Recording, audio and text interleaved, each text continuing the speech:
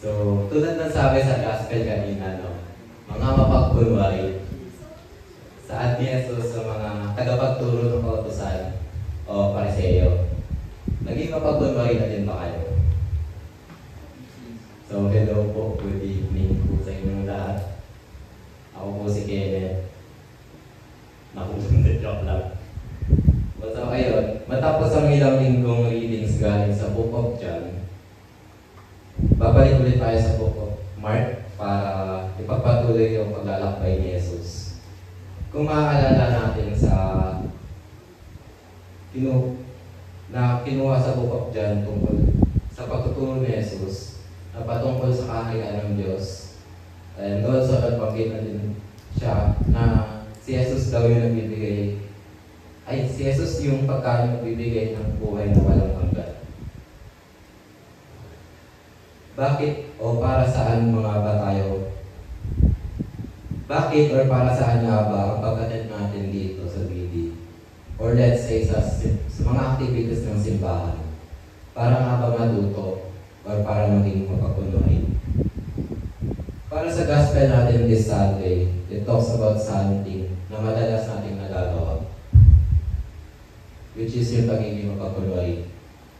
Sa gospel, mababasa natin na sila Jesus kasama yung mga alagad niya na kumakain after the very long journey. Kasi ang dami nangyari sa kanila sa past readings from John. Nagpakain sila ng 5,000 na katao and many more. Ang haba ng journey nila, so this time kumain naman sila. Habang kumakain sila, itong mga pariseyo at tagapagturo ng kautusan, nakita nila yung alagad ni Jesus na kumakain, ngunit hindi naghugas ng kamay. So pwede kaya yun, no? Sa panahon nila Jesus, hindi pwede yun. Dahil yung mga pariseyo at tagapagturo ng kautusan, punong-puno sila ng batas o utos. Lalong-lalo na yung mga tradisyon. Isa na doon ay paghuhugas ng kung ano-anong bagay. Mga pitchel, tasa, sisidlang tanso, higaan at iba pa. So mahigpit nila sinusunod yung tradisyon na yun kasi galing pa yun sa nauna or nakakatanda sa kanila. Lumapit yung mga pariseyo at tagapagturo ng kautusan sa kanila. Tinanong si Jesus, "Why do your disciples not follow the tradition of the elders, but eat with unclean hands?" Sumagot naman si Jesus ng mga mapagkunwari, sapagkat ito'y sa bibig at hindi sa puso bumubukan. Yung mga utos o kaugalian na kanilang tinuturo ay galing sa kanilang bibig at hindi galing sa puso. Sabi pa ni Jesus, binabaliwala ninyo ang utos ng Diyos at ang sinusunod niyo ay tradisyon ng tao. Di na nila sinusunod o binaliwala na talaga nila yung utos ng Diyos kasi nag-focus sila mismo sa tradisyon ng tao, yung tradisyon na galing sa mas nakakatanda sa kanila. May isa pang gustong sabihin yung gospel natin this Sunday. It talks about our sins also, na tinatago natin para mukha tayong malinis sa harap or sa labas. Naging malinis sila sa labas kasi yung tradisyon nila kailangan maghugas ng kamay or yung mga ginagamit nila and yung mga kinakain din nila. Pero yung pangloob nila hindi. Tayo kaya? Ano ba yung mga dumi sa ating puso na nagiging cause para maging mapagkunwari tayo? I have this story, yung time na naging sobrang dumi ng puso ko because of the sins na nagawa ko. And naging cause para maging mapagkunwari ako. O naging malinis yung panglabas ko lang, hindi yung pangloob. Ito yung panahon na kompleto pa kami magkakaibigan. Naman tayo sa kaibigan. So saan po kami lahat sa isang circle of friends namin, no? So nauna na sila na pumasok sa religious life. O nag-commit na sila na gusto nila talaga gusto nila gawin yung gusto ni God sa buhay nila.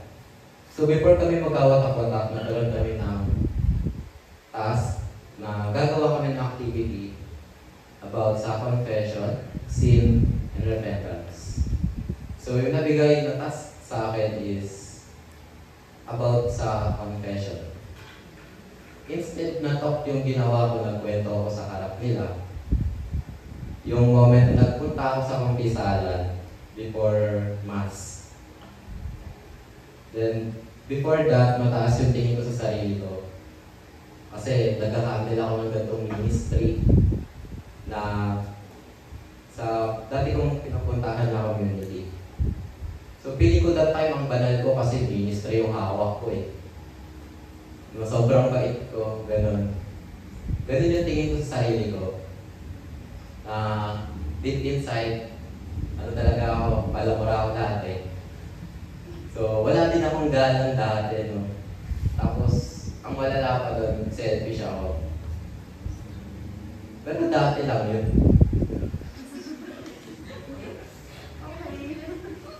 To the point na sobrang linis ko sa labas kasi lagi ako nag-serve nun.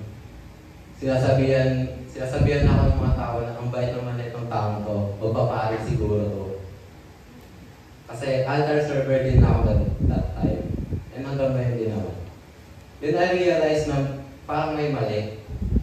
So magsisimba dapat ako noon.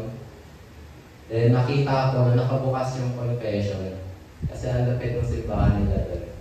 May room. Tapos sa taas, may confession, tapos nakabukas yung ilaw. So pag nakabukas yung ilaw, ibig sabihin, open yung confession.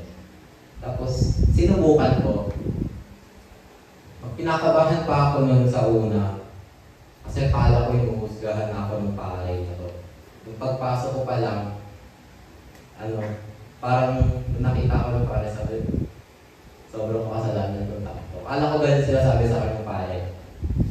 Pero nung lumugod na ako, I really felt the mercy of God. Nilinis niya yung puso ko. And naramdaman ko yung pagpapatawad niya sa akin.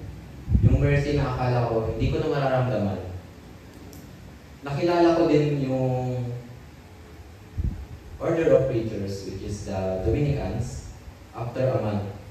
Sila yung naging way para hindi ko na maulit yung iba sa mga kasalanan ko doon.